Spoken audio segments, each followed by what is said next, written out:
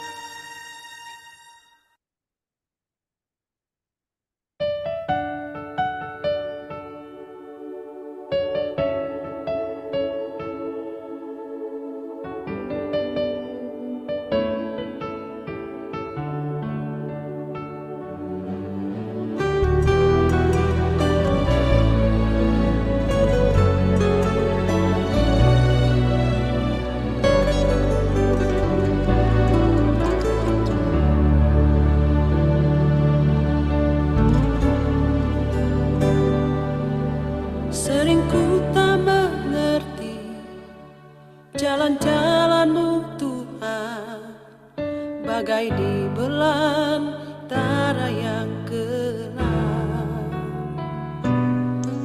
Tanpa seribu tanya, namun tetap percaya, jejak-Mu Tuhan sungguh sempurna.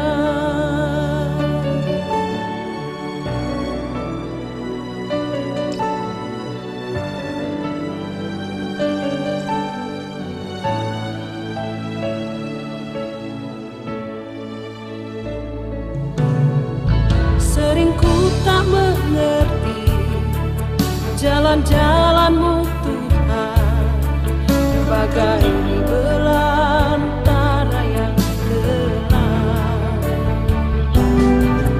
Tanpa seribu tanya, namun tetap percaya, jejak-Mu Tuhan sungguh sempurna. Ajarku memahami semua yang Kau ingini, agar hidupku puaskan hati-Mu. Bagimu aku rela sepenuh hati menghamba, serahkan diri, genapi karya-Mu.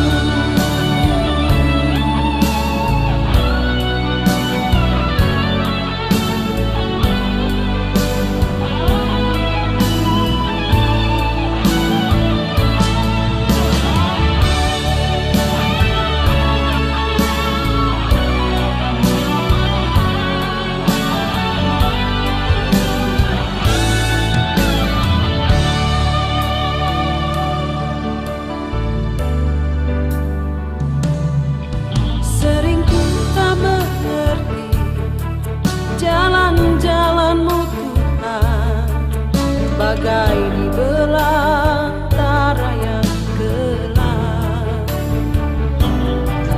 Tanpa seribu tanya, namun tetap percaya, jejak-Mu Tuhan sungguh sempurna. Ajarku memahami semua yang Kau ingini, agar hidup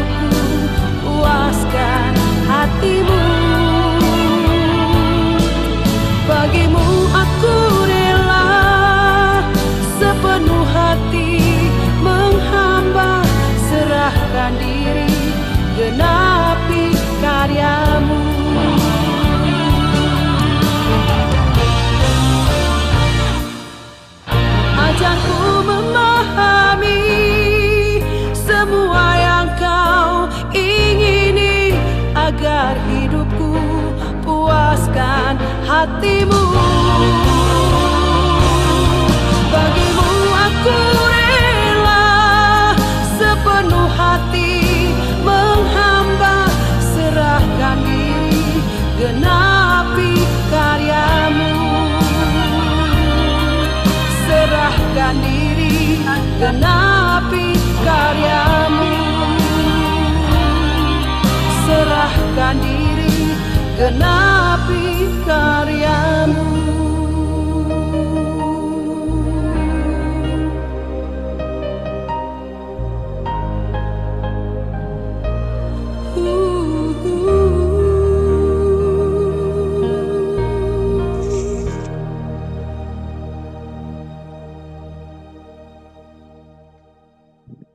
Haleluya, puji Tuhan.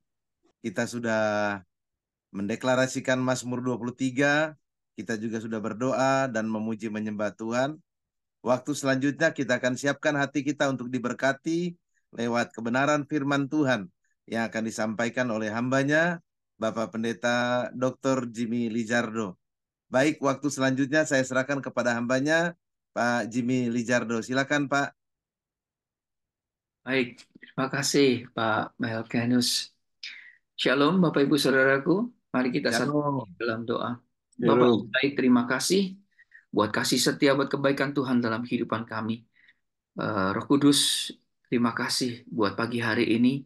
Kau kumpulkan kami di tempat ini, di dalam Zoom meeting ini. Bapak, kami minta Tuhan, hari ini Tuhan, Engkau mau mengurapi kami, Engkau mau memberkati kami, supaya kami boleh memahami apa yang menjadi isi hati-Mu dalam kehidupan kami. Terima kasih Bapa yang baik, terima kasih. Kami mau katakan kami siap untuk mendengarkan firman-Mu. Dalam nama Yesus, haleluya. Amin. Amin. Selamat pagi Bapak Ibu Saudaraku, rekan-rekan terkasih. Shalom. Ya, sudah lama ya. Saya terakhir kemarin lihat catatan di Agustus 2023. Terakhir. Ya. Terima kasih, senang bertemu dengan Bapak Ibu kembali di dalam doa pagi hari ini. Bapak Ibu Saudaraku, hari ini kita akan belajar kebenaran firman Tuhan, diambil dengan tema lakukan saja. Ya, lakukan saja. Nah, apa sih sebenarnya yang Tuhan mau? Yang Tuhan mau, ya. Yang Tuhan mau, ya, kita dalam firman Tuhan hari ini. Baik, kita akan belajar kebenaran firman Tuhan. Kita ambil dalam Matius 14 ayat 22 sampai dengan 33. Matius 14 ayat 22 sampai dengan 23, perikop Yesus berjalan di atas air. Saya bacakan buat Bapak Ibu Saudaraku ya. Yesus berjalan di atas air. Ayat 22. Sesudah itu Yesus segera memerintahkan murid-muridnya naik ke perahu dan mendahulinya ke seberang. Sementara itu ia menyuruh orang banyak pulang, dan setelah orang banyak itu disuruhnya pulang, Yesus naik ke atas bukit untuk berdoa seorang diri. Ketika hari sudah malam, ia sendirian di situ. Perahu murid-muridnya sudah beberapa mil jauhnya dari pantai dan diombang-ambingkan gelombang karena angin sakal. Ya, ayat 25. Kira-kira jam 3 malam, datanglah Yesus kepada mereka berjalan di atas air. Ayat 26. Ketika murid-muridnya melihat dia berjalan di atas air, mereka terkejut dan berseru, "Itu hantu!" Lalu berteriak-teriak karena takut. Ya, ayat 27. Tetapi segera Yesus berkata kepada mereka, "Tenanglah, aku ini, jangan takut." Ayat 28. Lalu Petrus berseru dan menjawab dia, "Tuhan, ya, apabila engkau ini, suruhlah aku datang kepadamu berjalan di atas air." Kata Yesus, "Datanglah." Maka Petrus turun dari perahu dan berjalan di atas air mendapatkan Yesus. Ayat 30. Tetapi ketika dirasanya tiupan angin, takutlah ia dan mulai tenggelam lalu berteriak, "Tuhan, tolonglah aku."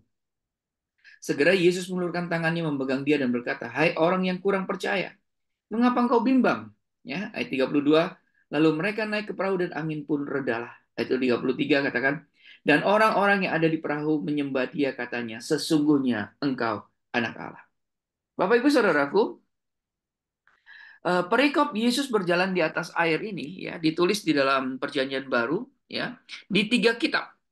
Ya, di Matius 14 ayat 22 sampai dengan 33, Markus 6 ayat 45 sampai dengan 52, Yohanes 6 ayat 16 sampai dengan 21. Perikopnya itu Yesus berjalan di atas air. Tapi tulisan Petrus berjalan di atas air hanya tertulis di Matius 14 ayat 29 ini. Ya. Hanya tertulis atau dicatat di dalam Matius 14 ayat 22 sampai dengan 33.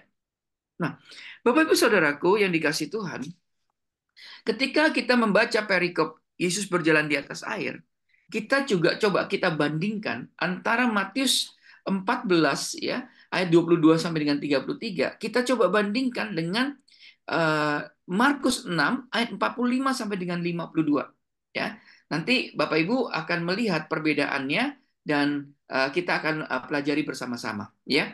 Saya bacakan di dalam Markus 6 ayat 45 sampai dengan 52. Ayat 45. Sesudah itu Yesus memerintahkan murid-muridnya naik ke perahu dan berangkat lebih dulu ke seberang, ke Betsaida. Nah, mulai ya, ada kata-kata yang lebih jelas ya, kotanya. Sementara itu ia menyuruh orang banyak pulang. Setelah ia berpisah dari mereka, ia pergi ke bukit untuk berdoa. Ketika hari sudah malam, perahu itu sudah di tengah danau, sedang Yesus tinggal sendirian di darat. Ayat 48. Ketika ia melihat betapa payahnya mereka mendayung karena angin sakal, maka kira-kira jam 3 malam, ia datang kepada mereka berjalan di atas air dan ia hendak melewati mereka. Ketika mereka melihat dia berjalan di atas air, mereka mengira bahwa ia adalah hantu. Lalu mereka berteriak-teriak, sebab mereka semua melihat dia dan mereka pun sangat terkejut. Tetapi segera ia berkata kepada mereka, tenanglah, aku ini, jangan takut. Lalu ia naik perahu mendapatkan mereka dan angin pun redalah. Mereka sangat tercengang dan bingung. Sebab sesudah peristiwa roti itu mereka belum juga mengerti dan hati mereka tetap dekil. Nah, Bapak Ibu Saudaraku, ya rekan-rekan terkasih, tepat setelah Yesus melakukan mujizat lewat 5 roti dan 2 ikan untuk memberi makan ribuan orang, ya, murid-murid Yesus segera diperintahkan untuk berlayar terlebih dahulu menuju Betsaida. Ya. Sementara Yesus sendiri ya setelah melakukan mujizat itu mengambil waktu bersama dengan Bapa dengan pergi ke atas bukit untuk berdoa. Nah, ketika para murid sudah sampai di tengah danau, muncullah angin sakal pada malam itu. Nah, ini ceritanya dulu ya, supaya kita tahu yang namanya background-nya dulu. Angin sakal itu apa sih? Angin sakal adalah jenis angin yang berlawanan dengan arah perahu. Jadi kalau kita mendayung dari daratan ke laut ya, mau nyebrang, itu kan ada kita didorong dengan angin. Nah, angin sakal itu angin yang melawan. Jadi setiap arah perahu gini, ini akan menghambat laju daripada perahu. Bertiupnya itu datang dari depan. Ya, nah kurang lebih seperti itu. Di saat tengah malam, ya bisa dibayangkan ya, bagaimana orang-orang ini setelah pelayanan, setelah mendengarkan Yesus berkhotbah dan melakukan mujizat, ya mereka kepayahan ya di dalam kapal, mendayung kapal untuk melawan angin sakal tersebut. Di saat tengah malam mencapai masa-masa puncaknya, sekitar jam 3, dan di saat mereka mulai kelelahan mendayung, datanglah Yesus berjalan di atas air. Ya, kita harus memahami kondisi pada saat itu. Markus mencatat, ya, Markus mencatat bahwa ketika ia melihat betapa payah mereka mendayung karena angin sakal, maka kira-kira jam 3 malam ia datang kepada mereka berjalan di atas air dan ia hendak melewati mereka. Nah, Bapak Ibu Saudaraku, mungkin karena sempat kelelahan mendayung, ya. Kita coba lihat ya secara fisik apa yang terjadi, ya. Ini saya kenapa ini ya, sebentar. Apakah saya hilang dari ini? Dari kos ya. Ya,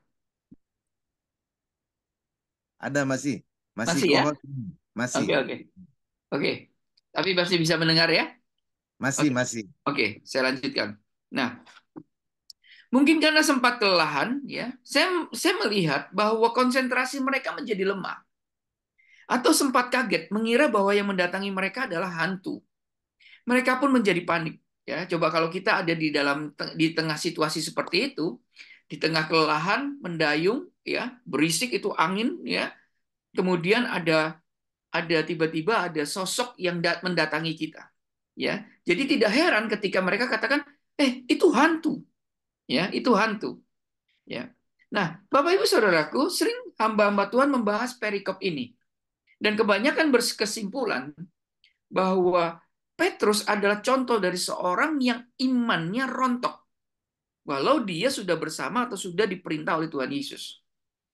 Tapi saya mau kita mempelajari paling tidak di dalam perikop ini, ya, ada dua hal. Yang pertama adalah keberanian Petrus untuk bertindak. Ya, yang kedua, bagaimana fokus Petrus dalam tindakan yang diambilnya. Nah, saya akan membahas hanya bagian yang pertama, yaitu keberanian Petrus untuk bertindak. Saya Amin. merenungkan apa yang ada di dalam pikiran Petrus. Ya, motivasi apa yang membuat dia berkata, Tuhan, ya, apabila Engkau itu, suruhlah aku datang kepadamu berjalan di atas air. Bisa Amin. dibayangkan ya, semuanya dalam kondisi panik, mereka melihat hantu, tiba-tiba si Petrus ini dengan ajaibnya gitu ya, punya ide gitu ya, tiba-tiba, Tuhan, apabila Engkau itu, suruhlah aku datang kepadamu berjalan di atas air. Sebelum kita bahas motivasi mengenai Petrus ini, mari kita melihat kembali kondisi yang terjadi saat itu. Ya, kita bisa bayangkan di sana pada saat itu belum ada lampu yang terang, ya paling lampu minyak, angin lagi kencang. Ya, mungkin aja lampunya juga mati gitu.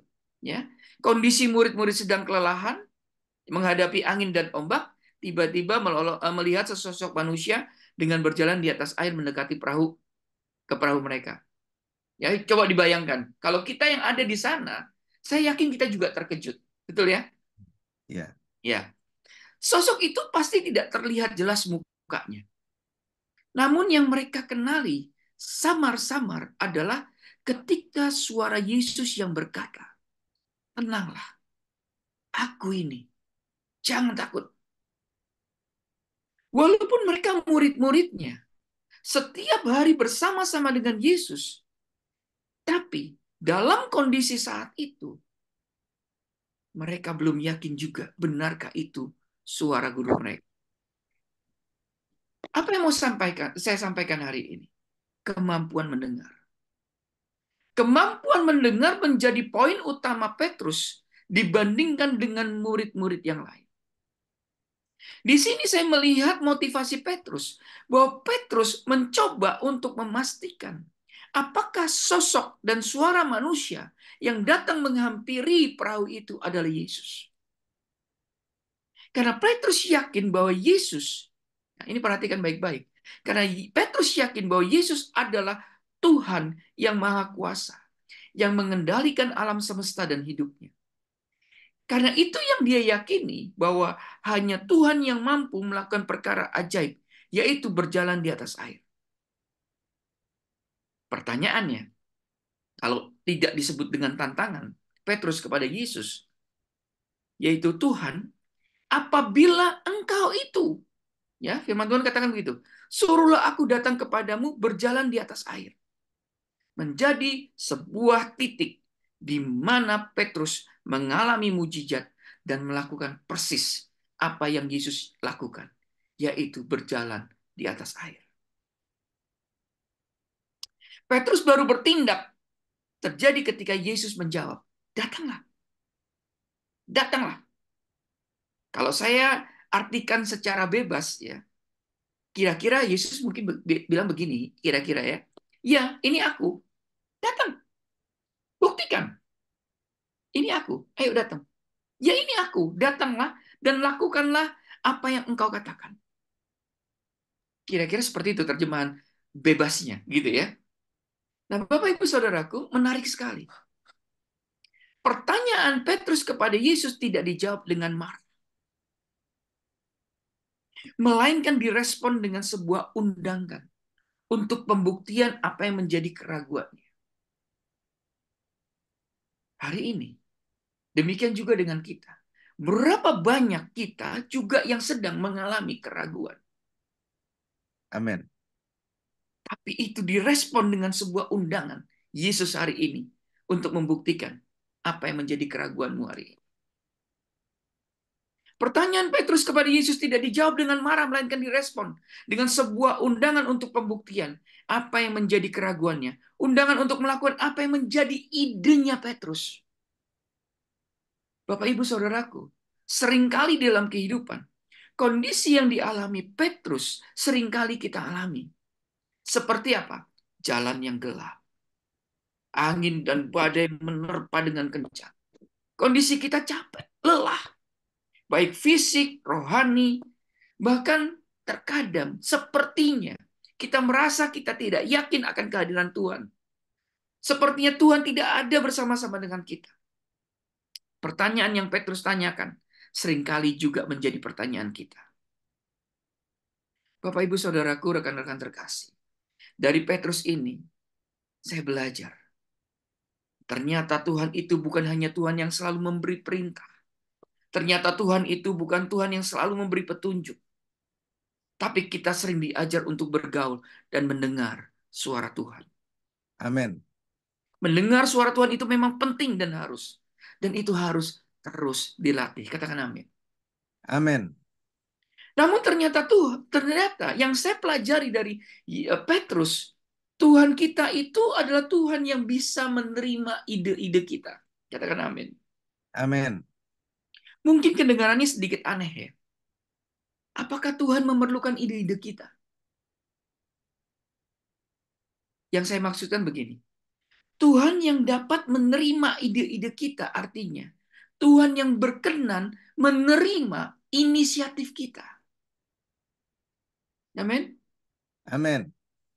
Kita sering mendengar banyak orang yang idenya banyak tapi tidak mau melakukan. Ya, tidak ada di dalam di doa pagi Anastasis ini nggak ada, ya. Yang punya ide pasti akan melakukannya. Tapi sering kali kita mendengar seperti itu. Nah, ketika Tuhan bilang datanglah. Ketika Tuhan bilang datanglah. Di situ Petrus mulai melangkahkan kakinya di atas air. Mujizat terjadi. Dan Amin. Petrus benar-benar berjalan di atas air. Amin. Ini yang saya katakan, inilah inisiatif yang dibarengi dengan kemajuan, dengan kemauan dan kerelaan untuk melakukan. Bapak, Ibu, Saudaraku, rekan-rekan terkasih, apa yang menjadi ide kita hari ini? Lakukan saja segala ide-ide kita yang sudah kita sampaikan pada Tuhan. Lakukan. Engkau yang dalam masa-masa keraguan untuk melangkah hari ini, lakukan saja ide-ide kita yang sudah kita sampaikan kepada Tuhan. Dalam menjalani kehidupan, Bapak, Ibu, Saudaraku, kita harus memiliki keberanian untuk melangkah. Amin. Tanpa keberanian untuk melangkah, Bapak, Ibu, Saudara bisa punya mimpi yang besar, bisa punya strategi yang bagus, mungkin punya perencanaan yang sempurna, tapi saya mau katakan tanpa keberanian untuk melangkah, semuanya akan sia-sia. Amin. Ya. Puji Tuhan. Memang kadang-kala kita takut jika sudah diperhadapkan dengan sejumlah resiko yang kita tahu bakal kita alami. Mungkin sama seperti Petrus. Ketika dia bilang, Tuhan, saya mau seperti itu berjalan di atas air. Dia tahu di sini resikonya. Dia akan tenggelam. Begitu banyak pertanyaan-pertanyaan yang menghantui pikiran kita. Seperti bagaimana nanti kalau kita gagal. Bagaimana nanti kata orang. Bagaimana respon yang nanti buruk. Bagaimana kalau saya sudah melangkah tapi keadaan tidak menjadi baik. Hari ini firman Tuhan sampaikan kepada Bapak, Ibu, Saudara. Lakukan saja. Lakukan saja. Bapak, Ibu, Saudaraku, rekan-rekan terkasih. Yang perlu kita ingat bahwa hidup itu memang mengandung resiko. Betul ya? Amin. Dan prinsipnya adalah lebih baik mencoba dan gagal daripada tidak melakukan apa-apa sama sekali. Bapak, Ibu, Saudaraku, ya, untuk menggambarkan pentingnya sebuah keberanian untuk bertindak atau melakukan saja, saya coba ambil ya dari sebuah ilustrasi kita kalau lagi belajar bagaimana caranya orang berenang. Ya. Untuk bisa berenang, belajar teori memang perlu. Betul ya? Kita diajarin, oh teorinya seperti ini. Tapi teori berenang tidak akan pernah bisa, tidak akan ingat kalau sudah masuk di kolam renang. Lupa tuh, apalagi kalau udah kelelep ya. Lupa, Bapak Ibu Saudaraku ya. Ya. Jadi bagaimana caranya? Hal itu belum cukup menguasai teori bagaimana berenang. Bukan berarti ketika kita menguasai teori berenang, bukan berarti kita sudah berenang. Sudah bisa berenang. Betul? Amin. Ya. Lalu apa yang harus kita lakukan supaya kita bisa berenang? Tidak ada pilihan lain kecuali kita harus berani menceburkan diri di kolam renang dan mulai bergerak. Amin.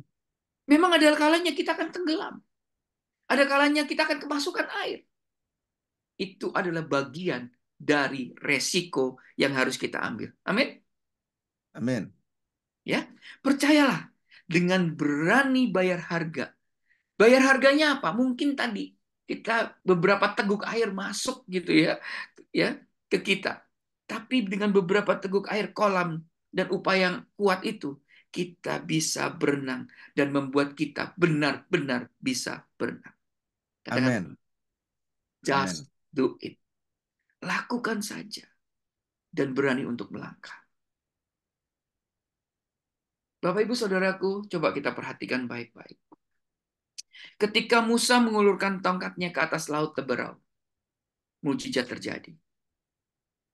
Ketika Yosua mulai melangkahkan kakinya ke atas sungai Yordan, mujizat terjadi. Ketika Naaman mulai melangkah ke sungai Yordan dan membenamkan dirinya, mujizat terjadi. Ketika Petrus berani melangkah di atas air, mujizat terjadi. Amin. Semua mujizat yang ada di dalam Alkitab selalu diawali dengan keberanian untuk melangkah. Amin. Saudara, Bapak, Ibu, Saudara, rekan-rekan terkasih, mau mengalami mujizat Tuhan, berani melangkah dengan iman. Katakan amin. Amin. Demikian juga kita saat ini, Bapak, Ibu, Saudara. Di saat kita berani untuk melangkah dalam pekerjaan, di saat kita berani melangkah di dalam pelayanan, atau apapun dalam kehidupan kita, saya yakin mujizat juga akan terjadi. Amin. Ayo, miliki keberanian yang dipimpin oleh hikmat. Orang yang percaya tapi tidak melakukan apapun juga, maka kepercayaannya itu tidak memiliki kekuatan apapun. Saya ulangi ya. Orang yang percaya tapi tidak melakukan apapun juga, maka kepercayaan itu tidak memiliki kekuatan apapun. Just do it. Lakukan saja.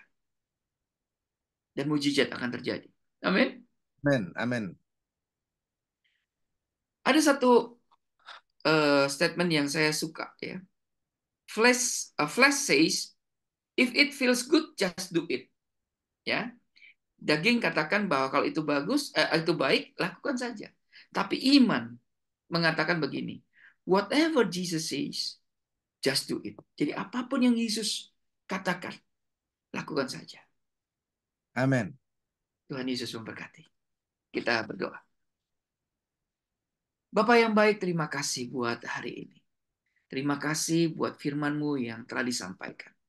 Hamba berdoa Tuhan, bahwa kami mau belajar dari Petrus yang berani untuk melangkah, yang berani memiliki ide-ide, yang berani melakukan.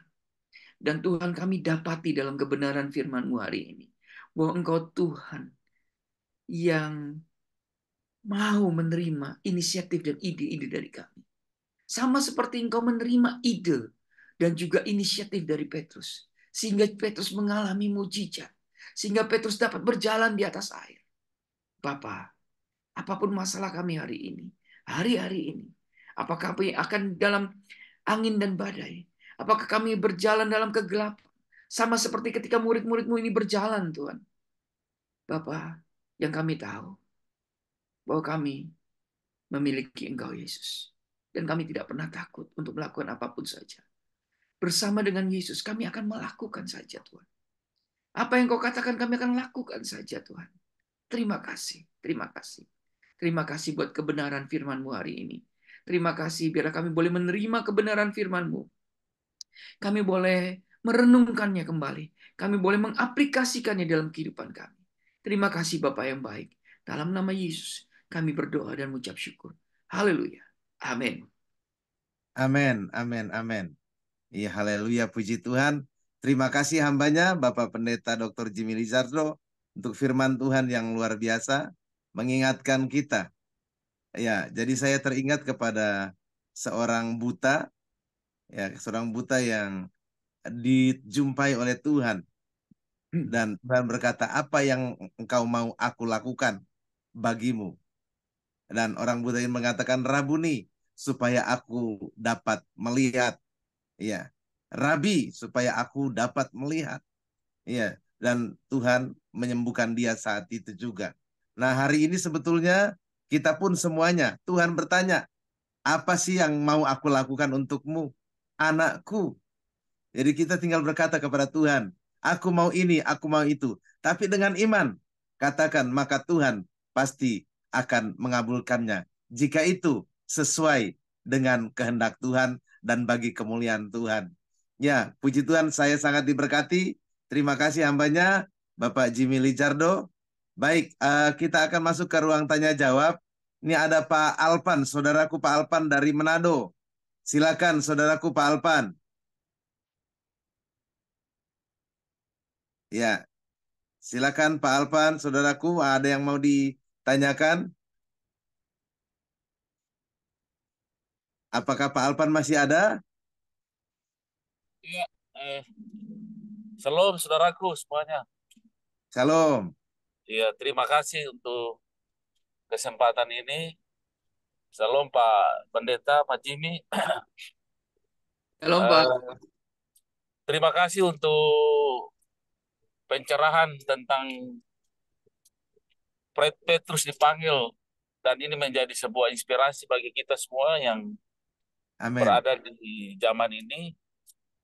Nah, yang menjadi perenungan bahwa cerita tentang Petrus ketika dipanggil berjalan di atas air bersama Kristus adalah cerita yang boleh dikatakan menjadi sebuah sejarah yang sudah terjadi, dan hari ini Kristus yang tampil dengan gulungan kitab yang terbuka, yang memanggil dan mengundang kita dengan suara ketujuh guru. Itulah firman yang hari ini. Kalau kita membaca Matius 24 ayat 45, ternyata di sana firman itu ada pada zamannya. Jadi cerita tentang Petrus dipanggil oleh Tuhan untuk berjalan di atas air, ternyata firman hari ini adalah suara ketujuh guru mengundang kita. Menjadi pertanyaan, Pak Pendeta, Pak Jimmy, apakah suara ketujuh guru yang dimaksudkan di Wahyu 10 ayat 3 dan 4 itu bisa direspon oleh kita yang hidup di zaman ini? Bukankah itu undangan untuk bagaimana kita menjadi mempelai Kristus? Itulah yang perlu direnungkan, Pak. Karena kisah Petrus itu sudah berlalu. Petrus sudah dipanggil 2000 tahun lalu. Kita ada di zaman yang baru, Pak. Firman yang hari ini, Matius 24 ayat 45 itu yang menjadi perenungan. Mungkin itu yang bisa saya tambahkan, Pak. Jadi yang lebih utama adalah kita melihat firman yang hari ini, Pak. Kristus, anak domba, telah turun dengan gulungan kitab yang terbuka. Dengan suara ketujuh guru mengundang kita. Tapi banyak yang menolak, Pak. Pola penolakan yang terjadi di zaman bangsa Israel itu terulang di zaman kita, Pak. Orang tidak bisa melihat Kristus yang tampil di zaman ini. Mereka hanya mampu melihat Kristus yang tampil 2000 tahun lalu. Mungkin itu, Pak Pendeta. Terima kasih, Tuhan berkati. Ya, silakan hambanya, Pak Jimmy Lijardo. Ya, kan itu masukan ya tambahan ya. Terima kasih Pak buat masukannya. Oke, baik, terima kasih Pak Alpan, saudaraku dari Manado. Ini ada Pak Budi dari Samarinda. Silakan Ya. Pak Budi dari Samarinda. Ya, selamat pagi Pak semuanya. Terima kasih buat firman-Nya. Jadi firman ini tentang mujizat ya, tentang mujizat.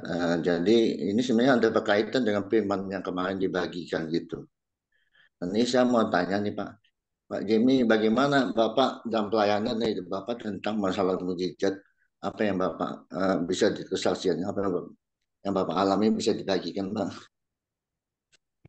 Ya, makasih ya Pak Budi. Kali ini langsung saya Ya, jawab ya, Pak Melkianus. ya, Ya, silakan Pak Jimmy. Saya mengikut Yesus kira-kira di tahun 89. Ya, sudah hampir 35 tahun ya, 35 tahun. Ya, Ya, umur saya juga nggak lagi muda. Sudah 50 tahun saya. Ya, puji Tuhan. yang namanya mengalami mujizat dan keberanian untuk melangkah. Firman Tuhan ini, saya kasih tahu dulu. Saya mengikut Yesus karena saya nembak mata orang sehingga buta. Ya, jadi mujizat pertama yang saya alami adalah ketika saya dipulihkan oleh Tuhan dari rasa bersalah dan ketika masalah itu bisa selesai. Ya, kemudian saya sebelum di tahun 2013, 2014, firman Tuhan ini sudah saya renungkan. Firman Tuhan ini yang menguatkan saya ketika saya berani bertindak untuk membuat perusahaan. Waktu itu saya masih bekerja di sebuah perusahaan yang cukup besar, ya, advertising agency. Tahun 2013, 12-13, saya mulai memikirkan bagaimana punya usaha sendiri. Dan ketika itu, firman Tuhan ini datang. Ini firman Tuhan direnungkannya udah 2 kali. Ya, yang pertama ketika saat itu, ya, saya harus mengambil keputusan. Bagaimana saya harus melangkah. Nah, ketika saya berani dan saya bilang Tuhan, Petrus saja, ketika dia mendengar bahwa Tuhan suruh pergi, dia pergi. Ketika diundang, ya, ketika dia bertanya, Tuhan aku punya ide ini, engkaukah itu? Ya, ketika seperti itu, maka saya juga melangkah sama seperti Petrus juga melangkah. Apakah di dalam kemudian perusahaan itu dibuat dan berhasil? Tapi di tahun 2017, ya 2017, jadi lima tahun setelah itu, ternyata tidak semulus. Ya, 2019 perusahaan hilang. Ya, dan firman Tuhan ini datang lagi sama saya. Firman Tuhan ini direnungkan lagi. Ya, tahun yang lalu saya mulai membuat usaha lagi di tengah-tengah kegagalan, di tengah-tengah apa yang saya alami. Ketika saya mulai melangkah dan Tuhan bicara yang sama.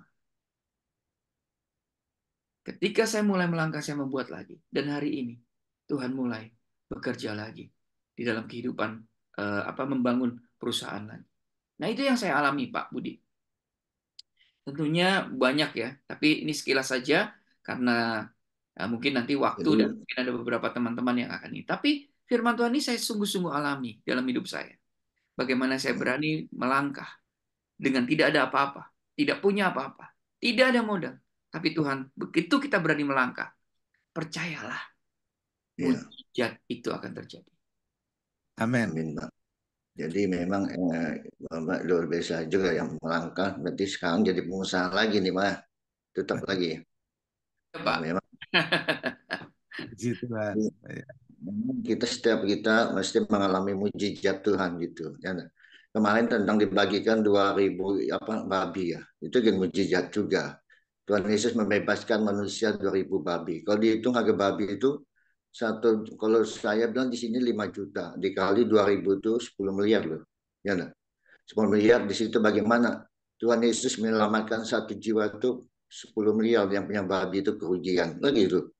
Nah, itu yang luar biasanya. 10. Jadi satu jiwa itu sangat berharga di mata Tuhan Yesus itu. Kemarin ayat itu yang dibagikan. Dan mujizat juga bagaimana mereka yang dilepaskan segala masalah, segala penyakit. Tadi ya, mungkin kerugian, mungkin keberangkutan, mungkin segala penyakit. Nah, jadi memang saya mengalami gitu ya. Saya dulu bukan anak Tuhan juga mengalami. Saya punya suka dunia malam, hiburan apapun. Nah, saya bisa meninggalkan itu mujizat bagi saya. Termasuk penyakit juga Tuhan sembuhkan saya gitu dengan doa gitu. Karena saya mengalami banyak mujizat gitu ya. Kenapa? Saya merasakan lagi didoain, darah saya ini mengalir dari kepala sampai ke badan saya. Penyakit itu langsung hilang sekejap itu juga. Pas sedang saya sembuh. Benar-benar sembuh. Jadi itulah saya mengalami mujizat. Begitu juga tentang babi. Saya suka melayani orang dan melepasan. Mereka terikat kuasa kegelapan di penjara itu, saya tantang gitu. Siapa yang punya ilmu-ilmu di sini silahkan sama saya. Di sini saya bakarnya. Saya serahkan mereka, ada serahkan jimat apapun, semua saya ambil, saya bakar. Itu apa? Itu mujizat doa yang kita lepaskan mereka kuasa kegelapan. Jadi inilah tugas kita memberitakan Injil untuk melepaskan mereka terikat kuasa kegelapan. Ada lagi yang lain banyak, kita ada doain, ada kayak buaya, ibu-ibu kita benci buaya, keluar ada kuasa kegelapan ilmunya. Nah, itu yang bisa alami. Jadi memang dalam bayangan kita butuh mujizat memang supaya Tuhan pakai banyak usir setan-setan, beritakan Injil. Saya beberapa hari ini bukan menginjil gitu, yang habis olahraga menginjil jiwa-jiwa yang belum mengenal Tuhan itu. Mungkin itu aja kesaksian saya sekalian. Terima kasih Pak. Apanya? Iya, puji Tuhan. Luar biasa Pak Budi dari Samarinda. Terima kasih. Ya baik, ini ada Ibu Heni Marlina Mirulewan dari Ambon. Ada yang mau ditanyakan? Langsung. Sebenarnya tidak ada Pak, tapi saya tertarik dengan apa yang disampaikan oleh hambanya tentang renang, karena memang saya juga pencinta renang dan itu terbukti. Walaupun orang tua saya perenang, tapi kalau saya tidak berlatih, saya tidak akan tahu. Jadi terima kasih banyak Pak, pagi ini sudah boleh mengingatkan. Mungkin itu saja Pak dari saya. Iya. Terima kasih Bu. Terima kasih Bu Heni Marlina. Ini jarang sekali ngomong, tapi kalau ngomong sekali ngomong mantap. Haleluya. Terima kasih Bu Heni Marlina Mirulewan. Baik, ini ada Pak Teddy sama Ibu.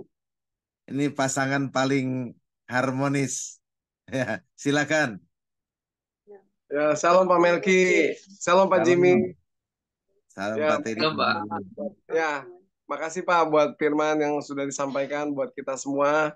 Ya, salam buat kita semuanya. Ya, Shalom. Yang menarik buat saya begini Pak Jimmy. Pertanyaannya adalah bagaimana kita melatih kepekaan dalam mendengar firman Tuhan atau suara Tuhan itu sendiri. Itu yang pertama Pak. Kemudian bagaimana kita dalam mengambil keputusan, dan dari keputusan ini mungkin ada dua ya Pak yang harus kita lakukan. Apakah ini hati nurani saya? Apakah ini memang keputusan ini datang dari Tuhan? Nah, bagaimana untuk menguji hal tersebut gitu Pak? Supaya gini, bagaimana kita mengambil keputusan itu, harapan kita tepat gitu Pak. Harapan kita tepat, kita nggak coba-coba dalam mengambil keputusan. Apalagi keputusan yang kita ambil itu mungkin beresiko ya Pak. Nah itu menurut Pak Jimmy bagaimana Pak? Supaya kita lakukan saja, tetapi kita punya dasar gitu Pak. Yang kita lakukan ini perintah Tuhan bukan gitu. Atas dasar keinginan hati Tuhan bukan. Jangan-jangan cuman karena keinginan ego kita gitu Pak. Gitu. Nah itu pertanyaan saya Pak. Terus bagaimana untuk menyatukan sebuah keputusan, kalau sendiri tadi seperti Petrus dia mengambil keputusan sendiri ya Pak, gitu tanpa dia harus berkompromi dengan teman-temannya. Tetapi seperti saya sudah suami istri, kita sudah berumah tangga, bagaimana untuk mengambil keputusan itu secara bersama gitu. Kadang dua individu ini kan ada berbeda pandangan, berbeda paham. Apakah oh ya udah keputusan salah satu diambil gitu. Nah itu bagaimana Pak untuk menjalani hal tersebut? Ya makasih Pak. Tuhan berkati Pak Jimmy, terutama dalam hal pelayanan ya Pak Jimmy. Ya makasih Pak. Baik, terima kasih Pak Teddy. Jadi pertama ya dalam khotbah-khotbah saya kalau di YouTube saya sudah sampaikan bahwa yang namanya mendengar suara Tuhan itu mungkin dengan berbagai banyak cara. Tapi yang paling prinsip adalah di kita saat ini adalah bagaimana mendengar firman Tuhan itu adalah bagaimana kita memahami Alkitab. Jadi kalau kita tidak bisa merenungkan atau belum merenungkan firman Tuhan, ya itu akan dipertanyakan mendengar suara siapa. Jadi orang-orang yang percaya kepada Yesus, ya harus merenungkan firman Tuhan dan dia akan memiliki kepekaan. Dia tahu jalan yang diambil. Begini, terkadang ada Tuhan bicara secara khusus di dalam hati kita, ya secara khusus. Tapi secara prinsip, apakah yang kita lakukan kerjakan itu melanggar firman Tuhan atau tidak? Kalau itu melanggar firman Tuhan, jelas kita nggak usah lakukan. Ya, nah dasar kita tahu bahwa itu melanggar atau tidak, berarti kan dasarnya dalam firman Tuhan. Ya, ketika kita merenungkan firman Tuhan, kita tahu. Contoh begini, ketika kita mau melakukan sebuah pelayanan, ya pelayanan, kemudian kita bilang, oke, kita mau mendirikan gereja, misal, ya mendirikan gereja. Tentu di sini Tuhan bilang, wah, mendirikan gereja Tuhan pasti izinkan. Cuma masalahnya, ada masalah nih, ya keraguan-keraguan kita, misal, bagaimana dengan biayanya, bagaimana dengan orangnya, SDM-nya dan sebagainya. Nah, di saat itu kita memerlukan doa, ya doa bersama-sama. Ya, kalau tadi Pak Teddy dengan istri, ya tentunya yang saya lakukan dengan istri juga sama, kita berdoa bersama-sama. Tapi saya sebagai kepala keluarga, saya akan mengambil keputusan. Setelah semuanya diambil, ya kalau istilah saya itu di list gitu ya, ke ininya di mana, masukan istri saya seperti apa, ya kan? Kita doakan dan saya minta Tuhan, saya yang mengambil keputusan. Ya kalau enggak nanti berantem kita sama istri. Apalagi kalau udah jalan, tuh kan, gue bilang juga apa, tuh kan, gitu ya, nggak bisa. Jadi harus ada si pengambil keputusan itu. Ya pengambil keputusan. Kalau saya di keluarga adalah saya sebagai kepala keluarga. Ya istri harus tunduk. Tapi waktu kita ambil keputusan ya kita sampaikan, ini loh keputusan yang gue ambil, ya kan? Ini yang sudah kita doakan, ya kita doakan, ini yang akan saya ambil. Resikonya akan kita hadapi ini. Kamu sanggup nggak kita sama-sama hadapi resikonya? Ya. Kalau dia masih ini juga, kita doa lagi. Ya. Kalau masih ini juga, ya kita doa lagi. Sampai dia bilang, oke, saya sanggup. Nah, ayo kita gandengan tangan. Jadi, ketika itu berjalan, ya nggak boleh ada yang ngeluh. Kenapa? Karena kita tahu resikonya. Ketika Petrus berjalan di atas air, ya dia tahu resikonya. Kalau sampai nggak kejadian, dia akan tenggelam. Dan ternyata bukti loh, dia tenggelam. Tapi tenggelamnya baru kaki. Apakah dia mati? Enggak juga. Karena Tuhan selamatkan. Di ujungnya yang harus kita percaya bahwa ketika kita berani melangkah, ketika kita berani melangkah, apapun itu, ujungnya tetap kebaikan. Nah itu yang kita pagari. Jadi toel aja istrimu, ya kan?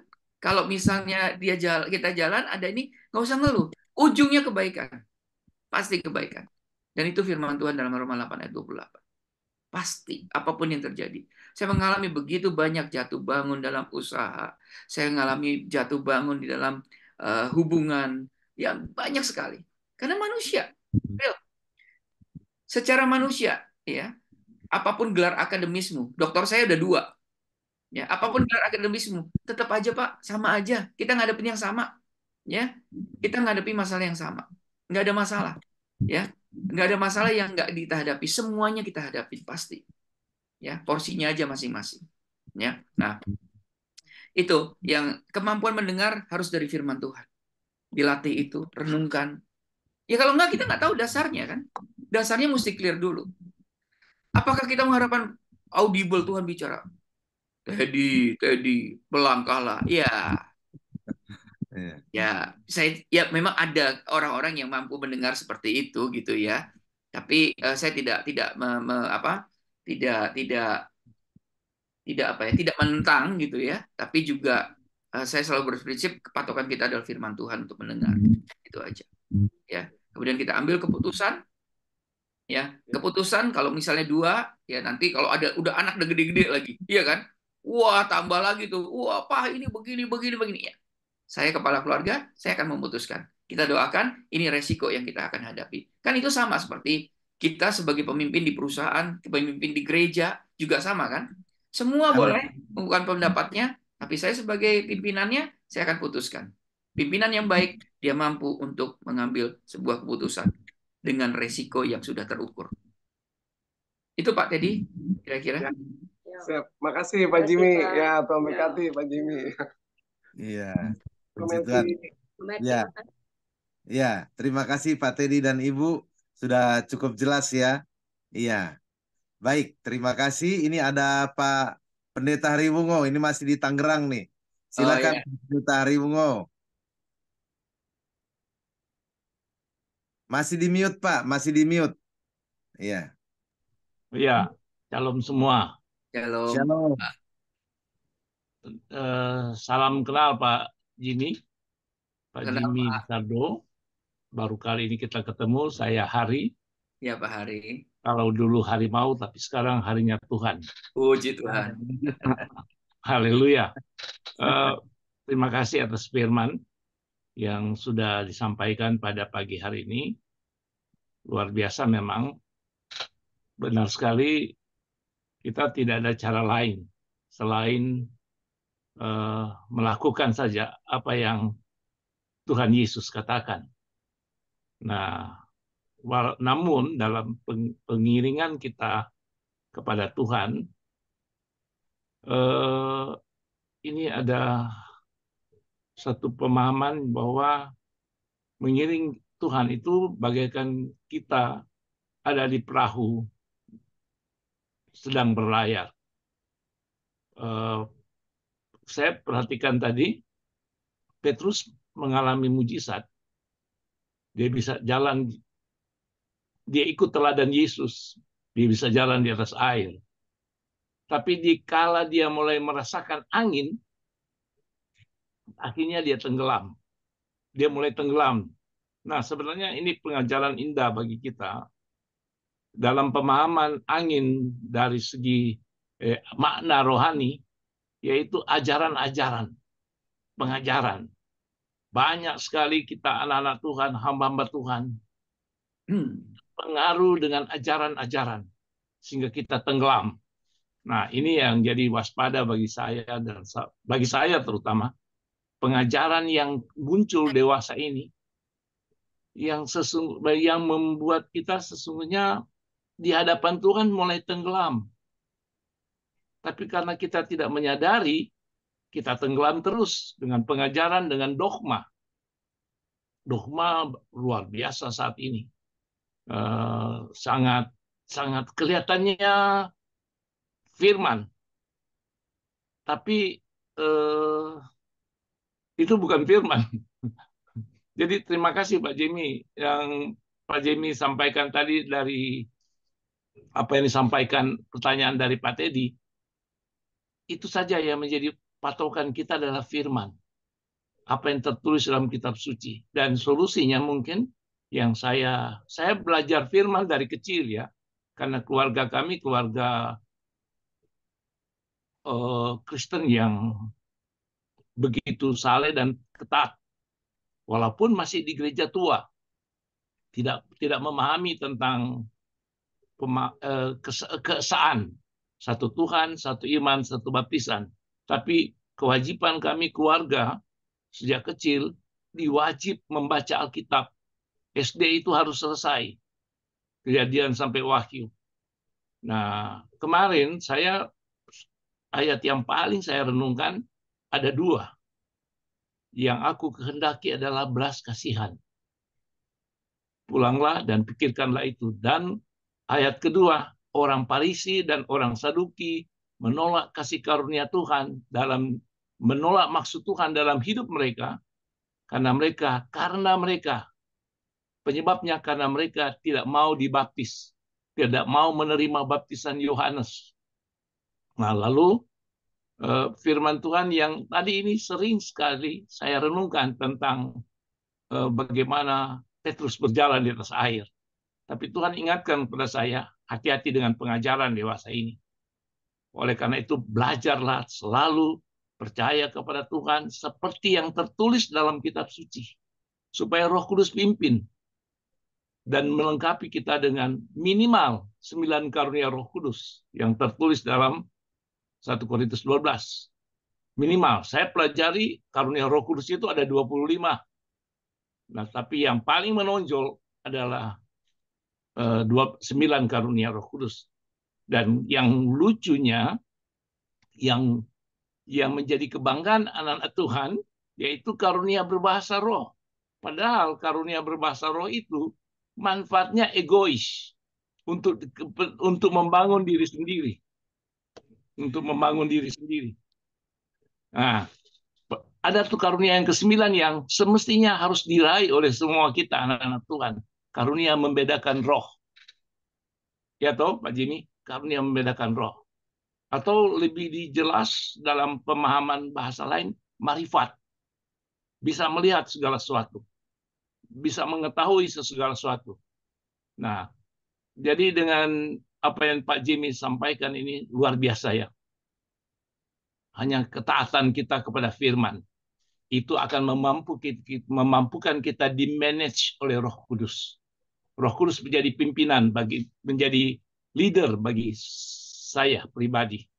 Nah, kalau itu sudah seperti itu, kita pasti mujizat selalu terjadi setiap hari. Dan mujizat yang saya belajar dari perenungan firman Tuhan, bergaul dengan Tuhan, bergembiralah karena Tuhan. Mazmur 37 ayat 4, bergembiralah karena Tuhan, maka Tuhan akan memberikan kepadamu apa yang kau inginkan dalam hati. Saya punya pengalaman dalam melayani orang sakit, orang kerasukan setan. Saya tidak ada rasa takut. Yang saya dilatih oleh Roh Kudus, bergembira. Nah, kalau bergembira, tidak perhatikan kesalahan orang itu, tidak mengingat kesalahan kita, mengingat kebaikan Tuhan. Mujizat selalu terjadi. Dan ini yang saya punya pengalaman, yang Tuhan kerjakan. Bukan yang saya lakukan untuk Tuhan, tapi yang Tuhan kerjakan kepada saya. Luar biasa. Terima kasih Pak Jimmy. Topang terus saya dalam doa, saudara-saudara, supaya saya tetap kuat di dalam Tuhan, kuat dalam kuasa-Nya. Haleluya. Amin, amin. Amin, amin. Terima kasih, Ya. Bang Ade. Ya, terima kasih Pak Pendeta Harimungo. Ada yang mau diresponi dari apa yang disampaikan ini Bapak Pendeta Jimmy? Oh ya, baik. Jadi hari ini saya sedang membahas seperti yang tadi saya sampaikan. Ketika kita belajar perikop Yesus berjalan di atas air, di mana Petrus juga berjalan di atas air, ada dua hal. Ya, yang pertama tadi adalah keberanian Petrus untuk bertindak. Jadi saya baru fokus di sana. Pada saat Petrus berani melangkah, pada saat Petrus mengatakan di dalam Matius tadi dikatakan bahwa sebentar ya, saya bacakan ya. Tuhan, apabila engkau itu, suruhlah datang kepadamu berjalan di atas air. Nah, itu kan, ketika dia tanya itu, respon Tuhan itu nggak marah, dia bilang datang. Ya, itu. Nah, kalau yang tadi Pak Hari sampaikan itu adalah hal yang kedua. Jadi kita akan membaginya seperti ini. Ketika Petrus sudah berjalan di atas air, dan ketika Petrus sedang berjalan di atas air, itu dua hal yang berbeda. Ya. Ya, ketika itu adalah berani bertindak itu satu hal. Sama seperti kita. Ketika kita untuk melangkah pada sesuatu, itu keberanian kita untuk bertindak. Lakukan saja, itu menjadi part one-nya, ya, part satunya. Setelah itu, setelah kita melangkah, ini yang lain lagi tantangannya, beda lagi, ya kan? Apakah fokus kita tetap Yesus? Tadi dikatakan Pak Hari bahwa, oh ya ada angin-angin pengajaran, iya. Fokus kamu tetap Yesus atau tidak? Iya. Kalau angin-angin pengajaran dan sebagainya yang sekarang ini ada Kristen progresif lah dan sebagainya dengan berbagai macam cara yang meniadakan Yesus, mengabaikan Yesus, menghilangkan Yesus, sudah itu lupakan saja. Mau dogma apapun, mau itu ajaran apapun, ya, doktrin apapun, kalau itu menduakan Yesus, meniadakan Yesus, ya, sudahlah, lupakan saja. Fokusmu hanya pada Yesus. Dan itu adalah yang belum saya bahas di dalam perikop ini, bagaimana fokus Petrus dalam tindakan yang diambil. Ya, jadi ada dua hal, Pak Hari. Ya. Terima kasih. Oke, terima kasih, Pak. Terima kasih, Pak. Terima kasih, Pak Jim. Terima kasih Pak Hariwungo. Terima kasih Pak Jimmy. Ini ada pertanyaan melalui chat ini Pak Jimmy. Pertanyaannya seperti ini. Bagaimana cara mengatasi rasa tertekan ketika harus melakukan? Kadang walaupun hal yang baik, tetap ada rasa tertekan. Iya, itu pertanyaannya Pak Jimmy. Bagaimana cara mengatasi rasa tertekan ketika harus melakukan? Kadang walaupun halnya baik, tetapi ada rasa tertekan. Nah, ini pertanyaan dari Ibu LH. Silakan Pak Jimmy. Baik, makasih. Bu, siapa tadi ya? Oke, Bu LH. Bu Iya. LH ya. Oke. Jadi sifat manusiawi kita adalah itu tadi, ya, ketakutan, khawatir, ya kan, sudah ngambil keputusan. Nah, itu yang dikatakan bahwa kita harus merubah pola pikir kita. Kalau kita harus punya mindset yang benar dulu. Apakah saya tidak mengalami? Enggak, saya juga mengalami. Tapi ketika kita menghadapi sesuatu, ketika kita khawatir, ketika kita takut, ketika kita under pressure, ketika kita stres, ya, yang kita lakukan adalah bagaimana saya merenungkan firman Tuhan, memperkatakan firman Tuhan, ya. Makanya firman Tuhan itu yang menjadi pokok, ya. Ya, ketika kita takut ada firman Tuhan, jangan kamu takut. Ketika khawatir firman Tuhan katakan jangan kamu khawatir. Kemudian terjemahkan firman ini yang kita baca, kita masukkan dalam hati dan pikiran. Nah, di dalam pikiran ini, ya inilah mindset yang harus kita bentuk. Ya, yang pertama begini, yang saya selalu katakan, saya ini anak dari Tuhan. Amin. Ya. Saya ini anaknya Yesus Kristus yang maha kuasa, yang maha besar, yang sang penyembuh, tabib dari segala tabib, dokter dari segala dokter. Kalau saya khawatir, kalau saya takut, kalau saya ragu, sungguhkah saya ini sedang memuliakan Dia? Atau saya sedang menghina Dia? Itu yang selalu saya tanamkan. Ketika saya khawatir, ketika saya takut. Dalam apapun juga. Pak, yang namanya khawatir, takut, itu pasti kita alami. Mau itu pendeta, mau itu apa, siapapun, saya yakin itu pasti kita hadapi. Cuma satu ya, ketika kita menjalankan itu, kita tanamkan dalam pikiran kita, mindset kita. Saya punya Tuhan yang luar biasa. Amin. Ketika saya percaya sama Dia, ketika saya khawatir, saya sedang meragukan kemahakuasaannya Dia. Ketika saya takut, saya sedang meragukan kemahakuasaannya Dia. Ketika saya stres, saya sedang meragukan. Nah, kalau saya meragukan Dia, maka sesungguhnya saya sedang menghina Dia. Iya. Tolong mindset itu dikumpulkan. Ketika kita percaya, firman Tuhan bilang jangan takut. Lah firman Tuhan bilang jangan takut. Artinya apa? Kita pasti ada takutnya. Ketika firman Tuhan bilang jangan khawatir, kita manusia pasti khawatir. Makanya Tuhan bilang jangan. Yes. Nah, kemudian bagaimana pikiran kita yang selalu memfokuskan itu? Ya, kita sudah terima firman dalam hati dan pikiran, kemudian dalam perjalanan keseharian kita, mari kita fokuskan pikiran kita. Gue punya Tuhan yang maha kuasa. Tuhan yang maha besar. Ketika kita melangkah, kita lihat. Ketika kita khawatir, kita sedang meragukan kemahakuasaannya Dia. Ketika kita stres, kita sedang meragukan ya kebesarannya Dia. Ya. Nah, kira-kira seperti itu. Dan itu saya alami. Dan apakah saya bisa ngomong begini, kemudian saya bisa enggak? Setiap hal saya alami. Kadang-kadang saya juga stres. Kadang-kadang juga saya ada pressure. Kadang-kadang saya juga ada takutnya. Kadang-kadang saya ada khawatir. Tapi ketika khawatir itu datang, saya ingat firman Tuhan, jangan takut. Jangan. Amin. Kemudian saya fokuskan pikiran saya. Bahwa saya tidak boleh menghina. Saya tidak boleh meragukan. Dengan saya meragukan. Dengan saya khawatir, saya sedang meragukan kuasa Tuhan. Dengan saya takut, saya sedang meragukan. Kalau saya meragukan, berarti saya menghina. Nah, itu aja. Ini berdasarkan pengalaman saya, ya. Dan itu yang saya lakukan. Dan semuanya pasti lewat, Bu, Pak. Semuanya pasti lewat. Terima kasih. Haleluya. Semuanya pasti lewat. Nggak ada yang ini. Kita harus lewat. Ya, saya saya selalu bilang begini sama teman-teman, ya, sama jemaat saya bilang begini. Kita itu, hidup itu harus melewati proses.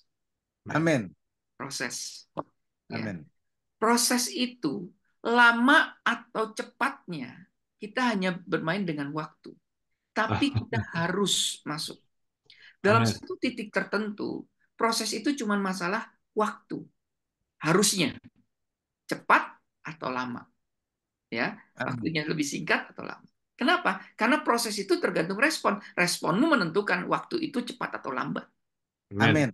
Responmu nggak bagus, makin panjang. Tapi proses itu harus dilalui. Tidak ada sesuatu yang skip proses. Kamu sekolah, ya, kamu juga harus mengalami proses yang namanya belajar. Nggak ada tuh yang namanya proses, ya begitu kamu sekolah tiba-tiba dapat ijazah. Nah itu udah lain tuh. Itu bukan proses. Karena proses itu, nah Tuhan kita itu Tuhan yang menyukai proses. Kenapa? Karena dengan proses Dia sedang membawa kita dalam satu tahapan, ya, yang namanya kedewasaan. Kenapa? Karena Tuhan kita, ya, saya mau katakan nggak butuh persembahan saudara. Ya. Yang Dia butuhkan perubahan karaktermu. Amin. Saya minta maaf ya, tapi ini perlu saya sampaikan. Amin. Terima kasih. Keserupaan dengan Kristus itu menjadi hal yang utama, dan itu harus menjadi destininya kita. Amin. Ya, jadi Tuhan perlu apa? Oh, kalau kita mau memberi, ya, persepuluhan, persembahan, silakan saja. Tapi kalau itu tidak merubah karakter, tidak merubah hidupmu yang makin hari makin serupa dengan Kristus, Anda pertanyakan kembali, Anda renungkan kembali. Nah, itu aja. Begitu, Bu Elha. Terima kasih. Iya. Baik, Makasih, itu Pak Jim. Ibu Elha. Iya, jadi kita tidak boleh takut, khawatir, atau merasa tertekan. Kita harus percaya. Karena kita ini semuanya harus melewati proses. Bahkan Tuhan Yesus pun untuk menyelamatkan kita, Dia harus melewati proses, dilahirkan, ya, hidup sebagai manusia, kemudian Dia mengajar, kemudian ditangkap, menderita di bawah penderitaan yang luar biasa, pikul salib, bahkan sampai menyerahkan nyawanya. Bisa enggak kalau Dia langsung di kayu salib saja? Bisa, tapi enggak. Tuhan bukan Tuhan yang gampangan, tapi Dia Tuhan yang hebat, ya, Tuhan yang luar biasa. Dia melewati proses sehingga Dia mau kita juga semuanya melewati proses demi proses. Untuk apa? Untuk keserupaan dengan Kristus. Ya, terima kasih Pak Pendeta Dr. Jimmy Lazardo untuk firman Tuhan dan kesaksian, juga pemaparannya yang luar biasa. Ini Pak Teddy sama Ibu ada yang mau disampaikan lagi ya? Ya, silakan. Satu lagi ya. Ini Ya, lihat gitu ya tadi apa yang udah suami saya Musa katakan, Om Hari, terus yang di chat gitu ya, mengenai ketakutan dan kekhawatiran itu. Saya jadi diingatkan Tuhan untuk membaca firman Tuhan ya, yang di Ulangan 31 ayat 6. Pak Jimmy, itu apa namanya? Apakah itu jawaban gitu kan ya? Semua yang untuk kita yang ada di sini gitu ya. Boleh saya baca ya Pak Jimmy ya? Ya, silakan. Ya, silakan Bu. Ya. Ulangan 31 ayat 6. Berbunyi firman Tuhan. Kuatkan dan teguhkanlah hatimu, jangan takut dan jangan gemetar. Sebab Tuhan Allahmu, Dialah yang berjalan menyertai engkau. Ia tidak akan membiarkan engkau dan Ia tidak akan meninggalkan engkau. Amin. Nah, itu Amin. Terima kasih. Amin. Ya, terima kasih Pak Teddy dan Ibu Melina karena firman Tuhan yang menguatkan. Jangan takut, jangan takut. Jangan khawatir, jangan bimbang. Puji Tuhan. Terima kasih Pak Teddy dan Ibu. Baik, kita harus akhiri doa pagi hari ini. Kita akan berdoa syafaat. Terima kasih sekali lagi hambanya, Bapak Pendeta Dr. Jimmy Lizardo. Ya, jangan bosan Pak. Nanti bisa datang lagi untuk memberkati kami. Ya, terima kasih dan berkati. Saya minta dengan kasih Kristus Pak Pendeta Ari Bungo berdoa syafaat dan nanti doa berkat oleh hambanya Bapak Pastor Nathanael Edija. Silakan Pak Ari.